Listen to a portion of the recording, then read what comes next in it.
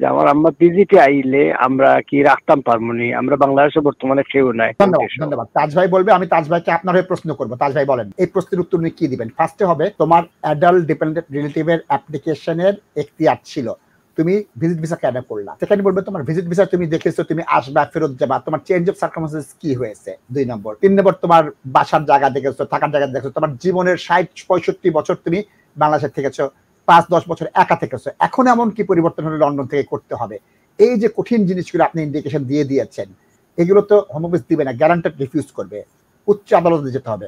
উচ্চ আদালতে যে কি জাজদের সামনে এটা প্রমাণ করা যায় তাজ ভাই? কল বা কমেন্টে যাই। আসসালামু আলাইকুম। ওয়ালাইকুম আসসালাম। প্রশ্নটা বলুন, তাজ ভাই জবাব দেবেন। জি, আমি আমার আম্মার আরো একটা প্রশ্ন আছিল যে আমার আম্মা ভিজিটে আইলে আমরা কি রাখতাম পারমুনি? আমরা বাংলাদেশে বর্তমানে কেউ নাই, খালি এক বোন আছেন তানজামাইয়ের বাড়ি, আর কেউ নেই, আমরা ভাই বোন সব। ধন্যবাদ ধন্যবাদ। তাজ ভাই বলবে, আমি তাজ ভাইকে আপনার হয়ে প্রশ্ন করব। তাজ ভাই বলেন।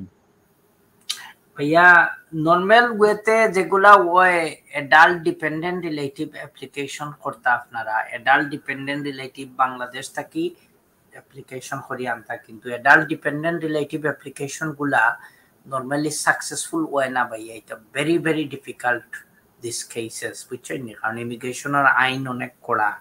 তো যারা ইকানো আইয়ার চেষ্টা করেন তারা এগুলা হিউম্যান রাইটসে অ্যাপ্লিকেশন করেন। এখন কোনো আউকা আওয়ার পরে আপনি চেষ্টা করে দেখতে পারেন, যেহেতু তান বাংলাদেশও কেউ নাই, লুক আফটার করার নাই। কিন্তু আমি আর আপনারা ফ্র্যাঙ্কলি কইতাম চাইয়ার না সবকিছু, বুঝছেন না? কারণ তাই যেহেতু ভিজিটে আইরা আপনার আইনত ঠিক না সেগুলোরে ইনকারেজ করা যে ভিজিটে আইয়া কেন আইয়া থাকি জিতা, কারণ তাই তো তারা বিশ্বাস করে ভিসা দিছে যে শি শুড গো ব্যাক।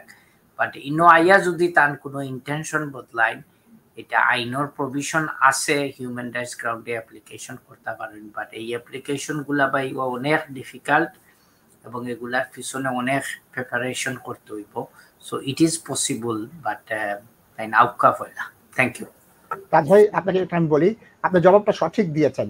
আপনি ম্যাট্রিকের ছাত্রের প্রশ্ন করেছে, আপনি মাস্টার্সের উত্তর দিয়েছেন, এবং তাদের বুঝতে একটু অসুবিধা। আপনাকে কয়েকটা জিনিস বলি, এই প্রশ্নের উত্তর উনি কি দিবেন? ফার্স্টে হবে তোমার অ্যাডাল্ট ডিপেন্ডেন্ট রিলেটিভের অ্যাপ্লিকেশনের এখতিয়ার ছিল, তুমি ভিজিট ভিসা কেন করলা?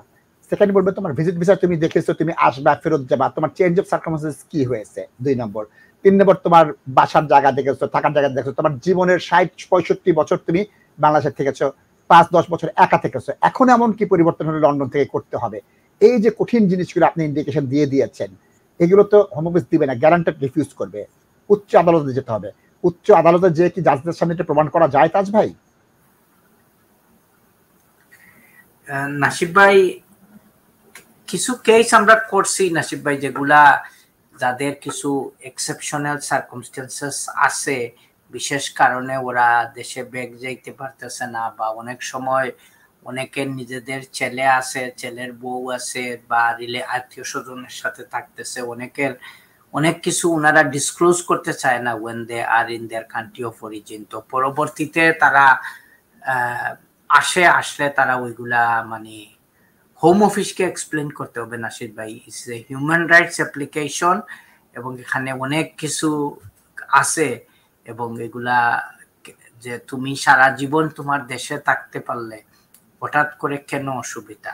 তুমি সারা জীবন তোমার ছেলের সাথে, ছেলের বউর সাথে থাকতে পারলে এখন তোমার কি অসুবিধা? এখন ওয়ান অফ দ্য রিজন, মনে করেন আমার রিসেন্টলি একজন পাকিস্তানি একজন ক্লায়েন্ট, ওই মহিলা উত্তর দিচ্ছেন যে আমি তো আমার ছেলের বউর সাথে ছিলাম, কারণ এখান থেকে আমার বাকি ছেলে মেয়েরা সবাই ওদেরকে টাকা দিত, এবং টাকা মেইনলি দিত বিকজ ওরা আমাকে লুক আফটার করতেছে। এবং পাকিস্তানে যদি আমি আমার তোমাদের সাথে শেয়ার করতাম যে এই টাকাগুলা ওরা আসলে আমার পিছনে স্পেন্ড করে না, তাদের লাক্সারির জন্য স্পেন্ড করে, এবং আমি যদি এগুলা কমপ্লেন করতাম তাইলে ওরা আমারে বাসা থেকে বাইর করে দিত, বা আমার ছেলের বউ আমাকে মারতো। সো ওই জন্য আমি until I come to the United Kingdom আমার এই ব্যাড এক্সপিরিয়েন্স গুলা শেয়ার করি নাই। সো ওই ডিসিশনটা আমি এখনো পাই নাই কোর্ট থেকে, বাট আমি জাজ মোটামুটি একটা পজিটিভ ইন্ডিকেশন দিচ্ছেন that he was willing to accept the clients evidence. So ওইভাবে আপনারা একটু সুন্দরভাবে আপনাদের সিচুয়েশনগুলো যদি ফ্ল্যাশ আউট করেন তখন হয়তো এটা কনসিডারেশনে আসতে পারে আর কি। ধন্যবাদ তাজমল, অত্যন্ত সুন্দর করে বলেছেন। আমরা দেখি কলার কে আছেন লাইনে।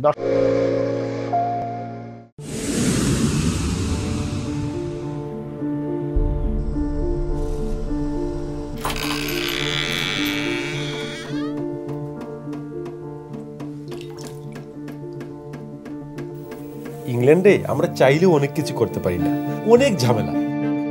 হায় রে হায়, লন্ডনের এই জীবনে ঝামেলার কোনো শেষ নাই। আমি লাল, আমার ইমিগ্রেশন, ঘর, ব্যবসা সবকিছুর ঝামেলার সমাধানে সবসময় পাশে আছে Taj solicitor. Taj solicitors, believe in service.